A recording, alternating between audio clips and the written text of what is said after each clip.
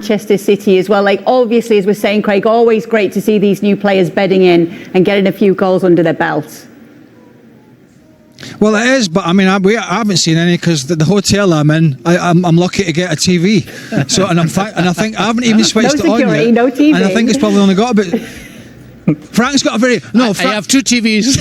Frank's got a 90-inch plasma TV, and I've got one that I reckon's got about 4 channels. But yeah, and I mean, again, he's another quality player.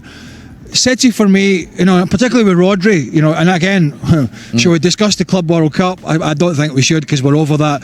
But he picked up another injury, so he's out to, they're saying, September sometime after missing the bulky last year. Goes without saying, he's a huge player for them because they haven't really addressed the defensive issues. You know, they've signed up Nouri at left back, but they haven't really addressed, Frank, the defensive issues that really knocked him off a cliff last year when they lost, I think it was 8 straight games. I totally agree with you, and I said that 2 days ago in the show where you asked me my predictions, and I said, you know, that I'm going to put Manchester City fourth in a prediction, and Chelsea finishing before them, because I saw improvement everywhere in Chelsea, where in Manchester City, yes, offensively you can see and names are coming and good players are coming, but in the middle of the park and at the back is still the same. So I don't see any improvements, and I'm very worried about their season because that was the main problem that they had and the main concern that Pep Guardiola had. So with Rodri getting injured again, that's going to be a problem, and how he's going to resolve that as quick as possible, we're going to see that. I don't know if he's going to do it. Guys, you guys might know better than me because you've seen probably the friendlies. I've not seen these friendlies today. But is he still got, I mean, Nouri at left back, good footballer, not a great defender. If you've watched him at Wolves, he wanders around all over the place at times, and that leaves big spaces, and that's one of the things that was killing City last year.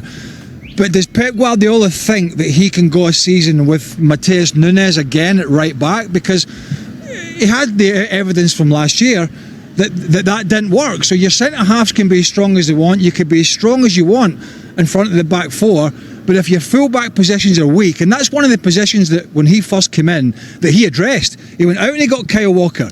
He went out and bought a left-back. I think it was Mendy at the time. So he addressed those positions.